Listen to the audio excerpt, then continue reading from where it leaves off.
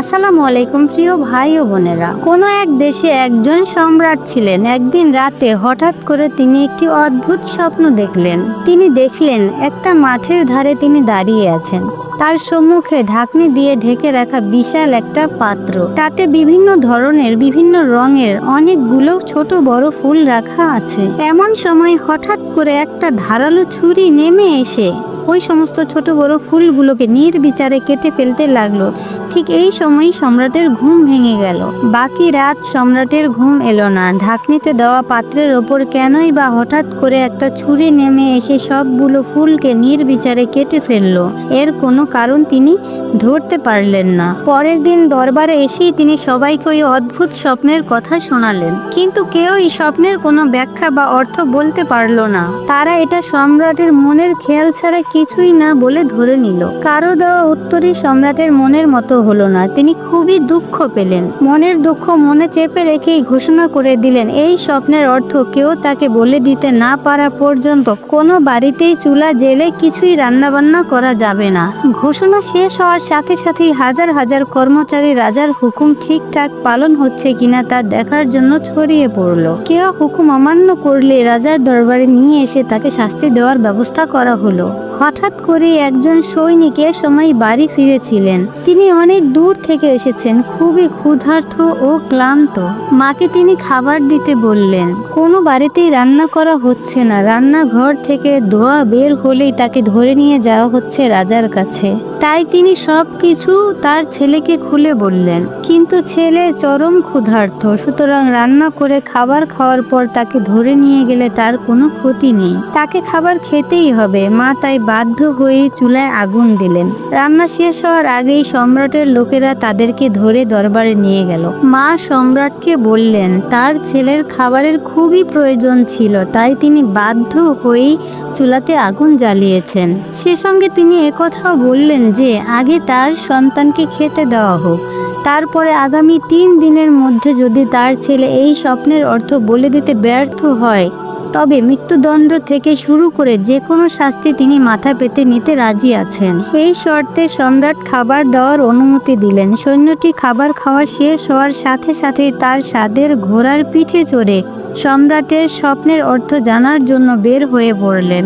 যথাক্রমে প্রথম দিন, দ্বিতীয় দিন শেষ হয়ে তৃতীয় দিনের সন্ধ্যা গড়িয়ে আসতে লাগলো। এক পর্যায়ে কেউই তার স্বপ্নের কোনো ব্যাখ্যা দিতে পারল না। মনের রাগ, দুঃখ, কষ্ট ও ব্যথা নিয়ে অনেক দূর চলার পরে সৈনিক একটি ছোট্ট বাড়ি দেখতে পেল। পিপাসায় তার গলা শুকিয়ে কাঠ হয়ে গেছে। তিনি ঘরের মধ্যে দেখতে পেলেন একজন যুবতী মেয়েকে। মেয়েটি খুবই শালীন পোশাকে বসে বসে কাপড় বুনছে। কোনো উপায় না থাকায় সৈনিকটি মেয়েটির কাছে এক গ্লাস পানি চাইল।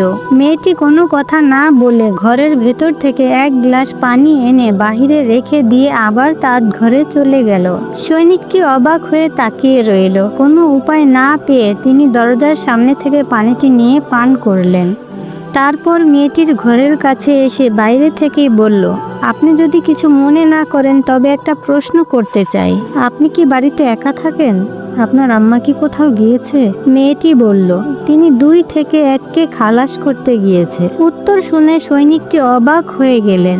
2 থেকে 1কে খালাস করা বলতে কি বোঝায় তা তার মাথার মধ্যে ঢুকলো না। তবে হঠাৎ তার এ ধরনের হেয়ালিপূর্ণ উত্তর শুনে কেন যেন সৈনিকটির মনে হলো এই মেয়েটি রাজার প্রশ্নের উত্তর দিতে পারে। তাই সে আবার তাকে প্রশ্ন করলো, আপনার আব্বা কোথায় গিয়েছে? তিনি মাটিকে মাটির সঙ্গে রাখতে গিয়েছে। উত্তর পেয়ে সৈনিকটি আবার অবাক হয়ে মেয়েটির দিকে তাকালেন। মাটির সঙ্গে মাটিকে মেশানো বা মাটিকে রাখা বলতে কি বোঝালো সেটা তার মাথায় ঢুকলো না। কিন্তু নতুন কোনো প্রশ্ন করার আগে মেয়েটির বাবা বাসায় এসে পড়লেন। সৈনিকটির কাছে তার পরিচয় জানতে চাইলেন। সৈনিকটি তার পরিচয় জানালো, তার এই সফরে আসার কারণ এবং সম্রাটের স্বপ্নের সম্পর্কে পুরোপুরি খুলে বললেন। তারপর সে মেয়েটির আব্বার কাছে তার মেয়ের এই অবাক করা পানি খাওয়ানোর বিষয়টি বললেন। তার চেয়েও অবাক করা তার মায়ের কাজে যাওয়ার বিষয়টি সম্পর্কে সম্পর্কে জানতে চাইল। মেয়েটির পিতা তখন উত্তর দিলেন, আমাদের এটা একটা শালীন ও সম্ভ্রান্ত পরিবার। একটা পুরুষের হাতে পানির পাত্রে একটি অবিবাহিত মেয়ে কেমন করে দিতে পারে?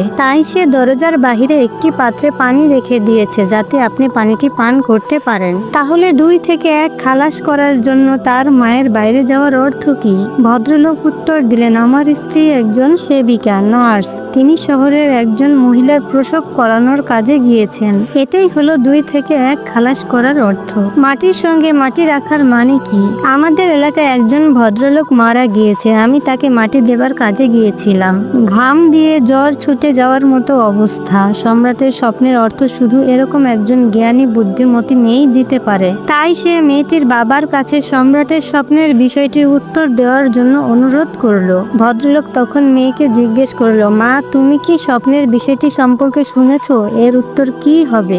এর উত্তর দিতে হলে সম্রাটের নিজের মুখ থেকে পুরো স্বপ্নের ছোট বড় বিবরণ শুনতে হবে। তাহলে এই প্রশ্নের সঠিক উত্তর দেওয়া যাবে। তখনই 3 জন সম্রাটের বাড়ির উদ্দেশ্যে রওনা হলো। শাহী সদর দরজার বাহিরে ঘন্টি বাজানো মাত্রই ভেতর থেকে লোক বেরিয়ে এলো। ঘটনা শুনে সে 3 জনকে সম্মানের সাথে সম্রাটের অন্দর কক্ষে নিয়ে গেল। সৈন্য বলল, সম্রাট, প্রথমে আপনি ঘোষণা করে দিন এখন থেকে সবাই রান্না করতে পারবে। তারপর রান্না শেষে খাবার খেয়ে উঠে এই স্বপ্নের অর্থ জানানো হবে। সম্রাট শেষ পর্যন্ত স্বপ্নের অর্থ জানানোর সুযোগ পেয়ে সৈন্যর প্রস্তাবে রাজি হলেন। ঘোষণা করে দেওয়া হলো সবার বাড়িতে রান্না বান্নার ব্যবস্থা করা হোক। এর মধ্যেই দরবারে সবাইকে খবর দেওয়া হলো। খাবার খাওয়া শেষে মেয়েটি সম্রাটের কাছ থেকে সম্পূর্ণ ঘটনাটি শুনলেন। বিবরণ শোনার পর মেয়েটি যখন বলল, এর উত্তর হলো বিরাট ঢেকে রাখা পাত্রটি হলো আমাদের এই পৃথিবী, ঢাকনাটা হলো আকাশ, ছোট বড় রঙের ফুল হলো বৈচিত্র্যপূর্ণ বর্ণের ও বিভিন্ন বয়সের মানুষ। ঢাকনার ওপর থেকে ছুরি নেমে আসার অর্থ হলো মৃত্যু। বিচিত্র বর্ণের বিভিন্ন বয়সের মানুষ যে কেউ যে কোনো সময় মারা যেতে পারে। তাই আমরা মানুষরা যে মৃত্যুর কথা ভুলে বসে আছি তা কোনো মতেই ঠিক হচ্ছে না। ছোট বড় ফুলগুলো বিভিন্ন বয়সের মানুষ, যে কেউ যে কোনো সময় যে কোনো বয়সে মারা যেতে পারে। আমরা যেন মৃত্যুকে ভুলে না থাকি। সম্রাটকে এই স্বপ্নের মাধ্যমে সে বিষয়ে সাবধান করে দেওয়া হয়েছে। উত্তর শুনে সবাই স্তব্ধ ও নীরব হয়ে রইল। হঠাৎ করে কেউ একজন হাততালি দিয়ে উঠল। সঙ্গে সঙ্গে অজস্র হাততালি দরবার মুখরিত হয়ে উঠল। সম্রাট নিজেও উঠে দাঁড়িয়ে হাততালি দিচ্ছে, মুখে বলছিলেন, মারহাবা মারহাবা। উত্তরটা সম্রাট সহ সকলেরই খুব পছন্দ হয়েছে। খাজাঞ্চিকে তখনই তলব করা হলো। সম্রাটকে খুশি করার এই স্বপ্ন উত্তরদাত্রীকে সম্রাট নিজের হাতে পুরস্কার দিয়ে সম্মানিত করলেন। প্রিয় ভাই ও বোনেরা, সব সময় মৃত্যু আমাদের চারিদিক থেকে ঢেকে রেখেছে। যে কেউ যে কোনো বয়সে মারা যেতে পারে। তখন হিসাব দিতে আল্লাহর দরবারে হাজির তো হতেই হবে। জীবন ক্ষণিকের, মৃত্যু নিশ্চিত। তাই এমন কিছু করো না যা একদিন তোমার অঙ্গ প্রত্যঙ্গ আল্লাহর সামনে ফাঁস করে দেবে। প্রতিটি কাজের আগে চিন্তা করো, আল্লাহ খুশি হবেন তো?